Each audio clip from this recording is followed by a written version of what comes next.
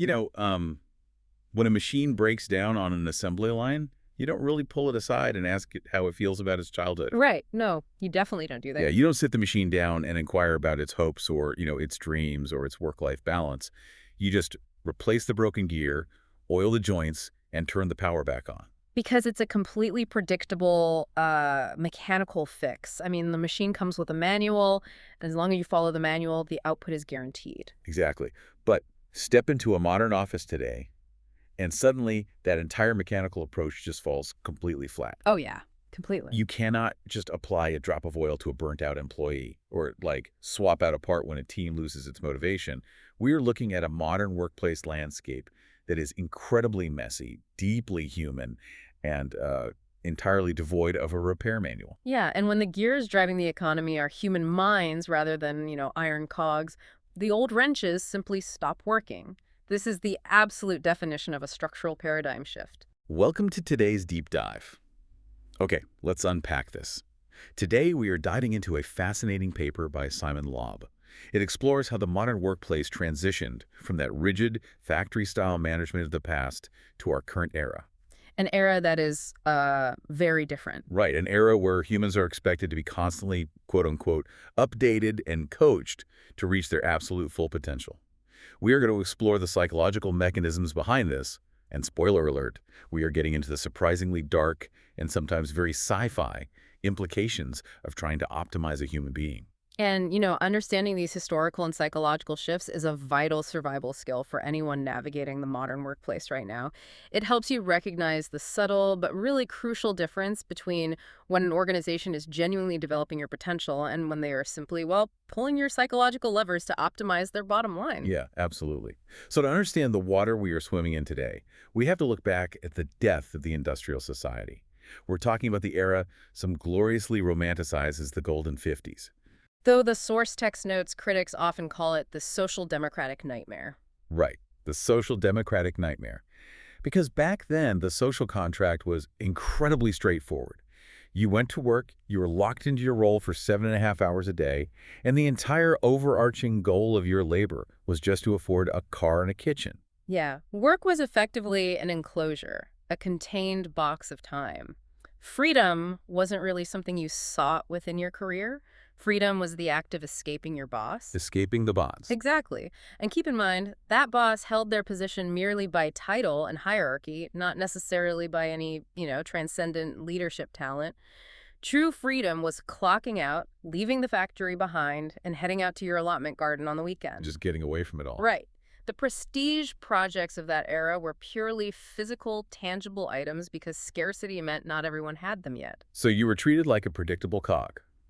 But the author illustrates perfectly how spectacularly this factory mindset fails when you attempt to graft it onto the knowledge society. It really does. The text uses IT projects as a brilliant microcosm for this failure.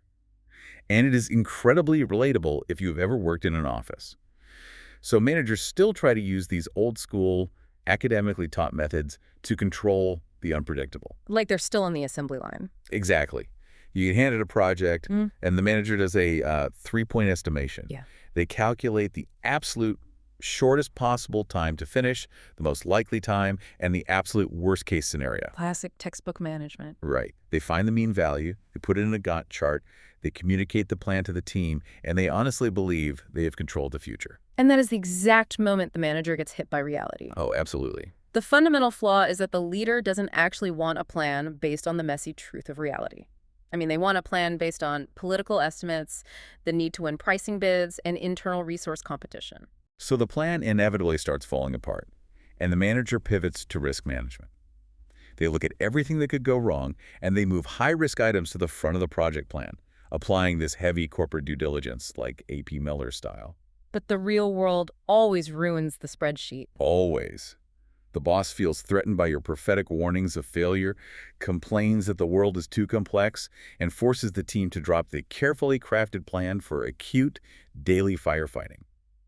Meanwhile, the customers are entirely uninterested in your rigid academic blueprint. They don't care about the Gantt chart. Not at all. They want iterative processes. They want to change their minds halfway through. So if we connect this to the bigger picture, this specific friction is the sound of the industrial management model collapsing. Collapsing under its own weight. Yeah, rational, highly efficient plans fail because human beings do not live rational, isolated lives. Duties and deadlines are consistently missed because people have chaotic realities. Right. They have a lot going on. Exactly. And employees struggling to balance their limited time with friends, their cultural life, their need for solitude, and, their long-term career anxieties. The traditional spreadsheet just cannot account for a developer going through a really bad breakup. It doesn't have a column for heartbreak. Exactly. So management arrives at a massive epiphany. To fix the output of the work, you can no longer just fix the process. You have to fix the human. You have to update the human. Which brings us to the ultimate solution the modern corporate world settled on, which is coaching. Right. The entire stated goal shifts to making people the best version of themselves so they have the optimal energy to throw themselves positively into their abstract work. But here's where it gets really interesting, though. Oh, the software analogy. Yes. The text makes this brilliant comparison between workplace coaching and software updates. Think about how you feel when your computer prompts you with, press OK for this important security update. You usually just click it blindly. Right, you click it blindly, and sometimes you end up installing the MyDune virus. Suddenly, your laptop is a zombie bot orchestrating the downfall of a server farm somewhere. It is a profound analogy, really. Anyone who works in software development is inherently deeply skeptical of the word update, because an update often breaks 3 other things in the system. Unintended consequences. Exactly. So when we apply that language to updating human beings, that skepticism should logically multiply tenfold. I mean, it feels straight out of a Greg Egan sci-fi novel. Yeah. The text actually references Egan's stories where people literally spray nanobots into their noses before bed. Oh, wow. Up their noses. Yeah, right up their noses. And these microscopic bots crawl up into the brain to physically rewire neural pathways. Like, you can install a program called P3 to forcibly keep your thoughts strictly on productive work areas, or install something called Boss to override your hesitation and help you make ruthless decisions. That is terrifying. It really is. Yeah. Now, corporate coaching obviously isn't literal nanobots, but aren't we attempting the exact same thing psychologically? Isn't it incredibly precarious to try and reprogram a person when human neurology isn't an exact measurable science? Precarious is definitely the right word. As the text rightly points out, science still does not possess a precise neurological description of a human being. We're basically black boxes. Pretty much.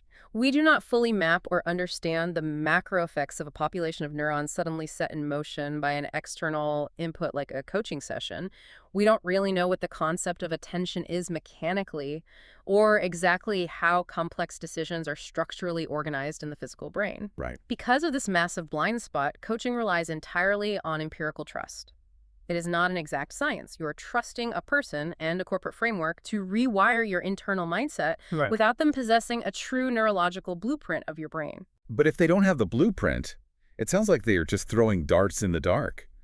How are they actually doing this? I mean, is there a tangible framework or is it just pure guesswork?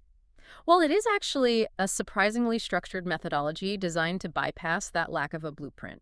The fundamental role of a coach is to help a client set concrete goals, discover what invisible barriers are currently preventing them from reaching those goals, and then manufacture the motivation to break those bad patterns. Okay, that sounds reasonable on paper. It does. But because human goals are this tangled, messy web of family obligations, health anxieties, and financial stress, the text notes that coaches distill all complex human desires down to just 6 core pillars. 6 pillars to explain everything we do. Basically, yeah. Every goal you have, no matter how convoluted, ultimately falls into one of these. Number 1, love and acceptance. Number 2, development and learning. Number 3, making a difference. Number 4, security and control. Number 5, success and attention. And number 6, challenges and excitement. Okay, so if I walk into a coaching session and say I want a promotion, the coach keeps asking me why until we hit the bedrock of one of those pillars. Exactly. Maybe I don't actually care about the title.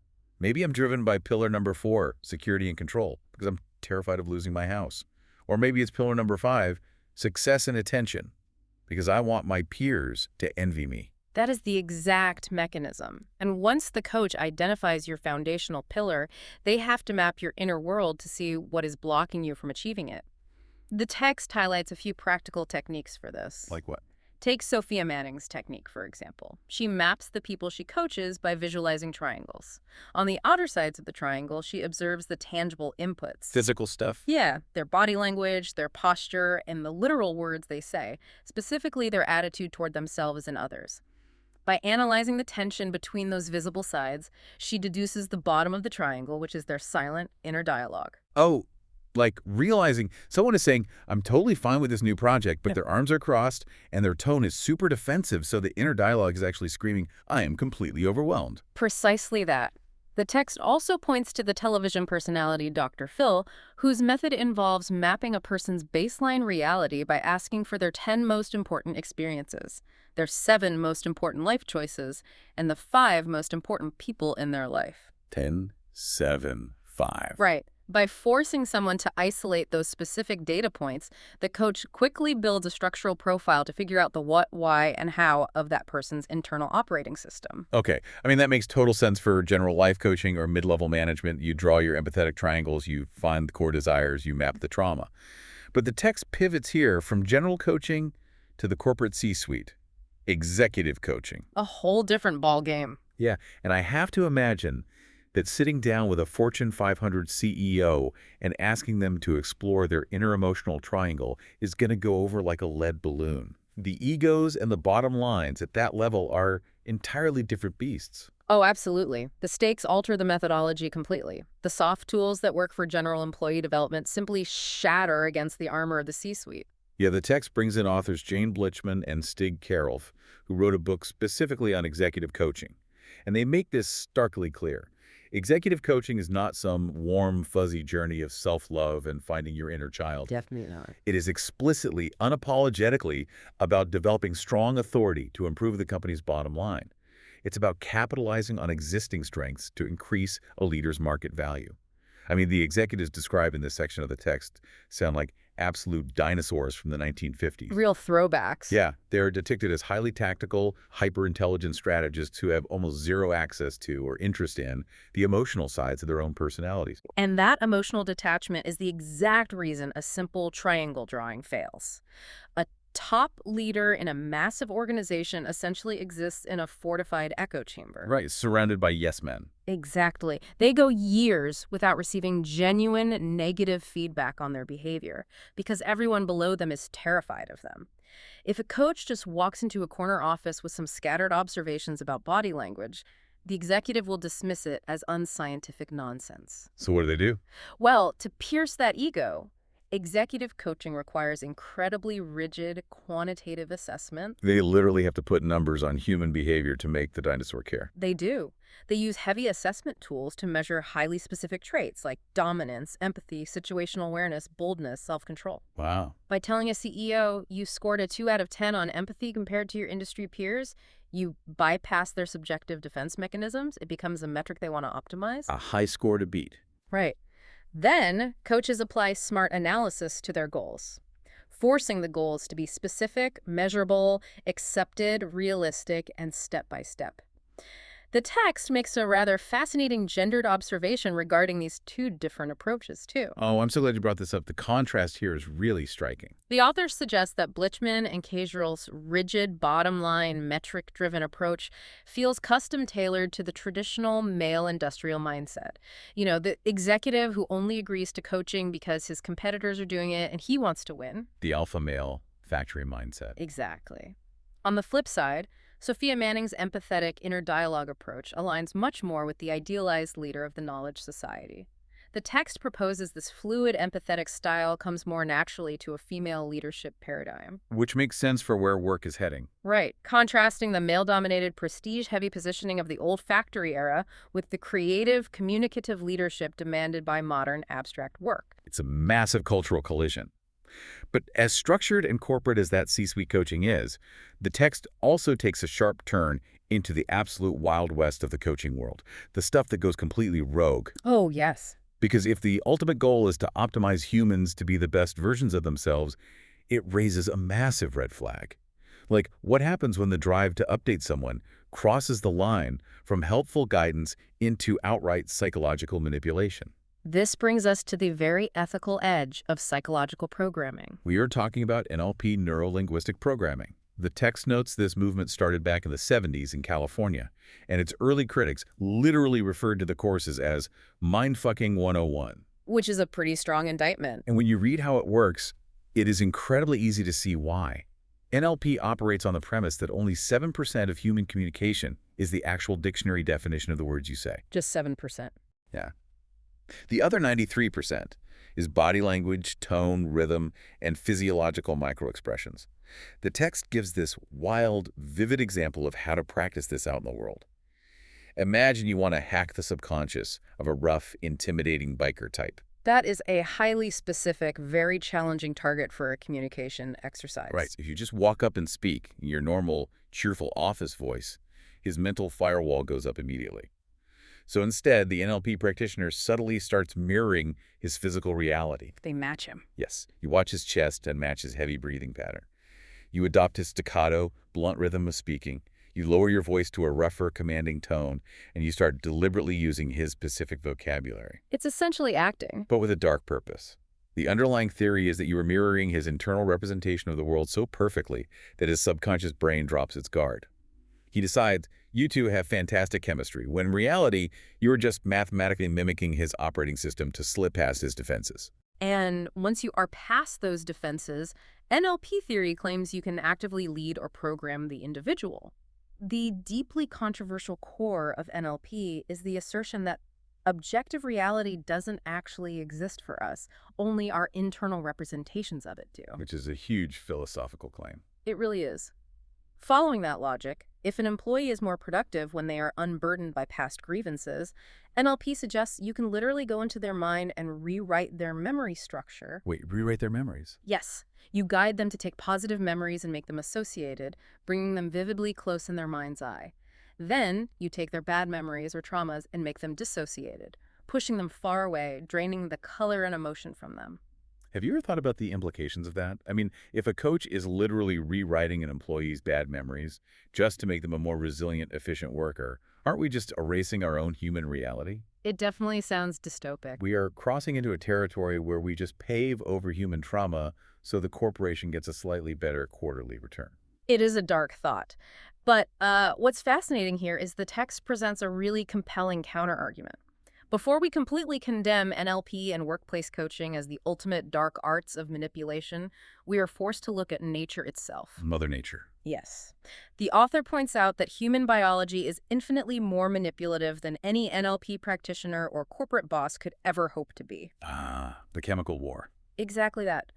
When human beings fall in love, biology essentially hacks our internal systems to force bonding and reproduction. It is a targeted chemical assault on your free will. The chemical assault. I love that phrasing. It's true. The text notes that women excrete specific pheromones that quite literally confuse men and severely lower their critical thinking standards. In response, both sexes get flooded with oxytocin, often called the hug hormone. The cuddle drug. Right, which forcibly manufactures profound feelings of closeness and binding, whether you rationally want them or not. Then vasopressin kicks in to create warm sympathy and stimulate the rapid formation of idealized memories. You might think you are making a conscious, poetic choice to love someone, but nature is just pulling your strings with a chemical soup. The text has this brutal, almost hilarious anecdote about how to break nature's chemical spell if you're trying to get over an ex. Oh, the rotten egg. Yes. Yeah. Because the biological bond is so overpowering, you have to fight chemistry with chemistry.